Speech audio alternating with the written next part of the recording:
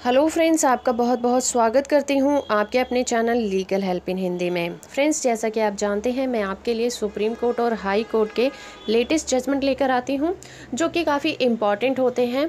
आज भी मैं आपके लिए ऐसा ही एक जजमेंट लेकर आई हूँ जिसमें कि मध्य प्रदेश हाई कोर्ट ने एक टीचर की सज़ा कम करने की याचिका को खारिज कर दिया। क्या आप जानते हैं कि ये सज़ा क्या थी? ये सज़ा थी मौत की सज़ा। और निचली अदालत ने उस टीचर को मौत की सज़ा इसलिए सुनाई थी क्योंकि उसने एक 4.5 साल की बच्ची के साथ बलात्कार किया था।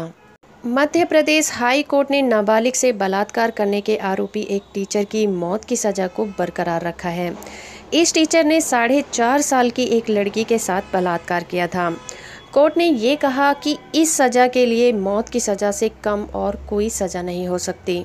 न्यायमूर्ति पीके जायसवाल और न्यायमूर्ति अंजुली पालो ने निचली अदालत के फैसले को सही ठहराया और सज़ा कम करने की उसकी याचिका को ठुकरा दिया।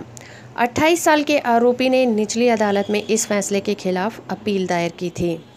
अगर हम इस केस की बात करें तो इस टीचर के खिलाफ ये आरोप है कि उसने 1 जुलाई 2018 की रात को, जब ये नाबालिग लड़की अपने पिता के साथ सो रही थी, वो उसके पिता से मिलने आया और थोड़ी देर बाद चला गया।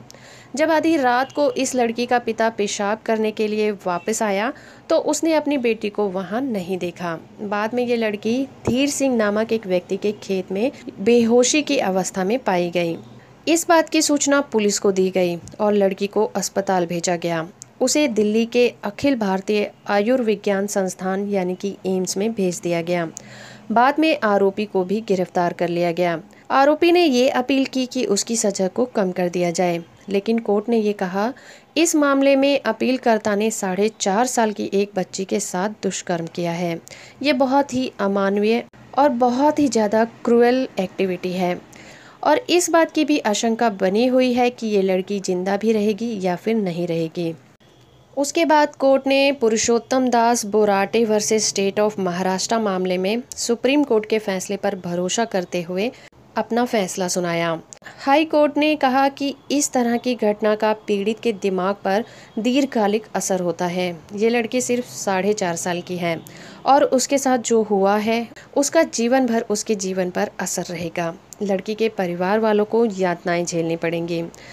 और कोर्ट ने इस संदर्भ में 16 दिसंबर 2012 के सामूहिक बलात्कार केस का भी जिक्र किया, जिसमें कि सुप्रीम कोर्ट ने एक अहम फैसला सुनाया था और वो जग जाहिर हुआ था। फ्रेंड्स, इस दुनिया में मौत से बड़ी कोई सज़ा नहीं है। अगर होती तो इस तरह के मामलों में वो सज़ा भी कम पड़ जाती। सुप्रीम कोर्ट और हाई कोर्ट में इस तरह के मामले आए दिन आते रहते हैं, पर इन मामलों में कमी होती दिखाई नहीं देती। हम बेशक आज़ाद हो गए हैं, पर ऐसा लगता है कि अपनी क्रूअल मेंटालिटी से आज़ाद होना अभी बाकी है। समाज में बदलाव चाहे जितने अच्छे हों और हम आगे बढ़ रहे हों, लेकिन ज़रूरत है लोगों की मानसिकता बदलने की।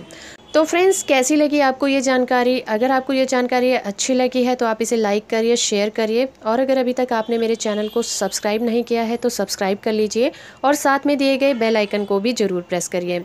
तो फ्रेंड्स, आज के लिए इतना ही। मिलते हैं अपनी नेक्स्ट वीडियो में। तब तक के लिए थैंक यू वेरी मच।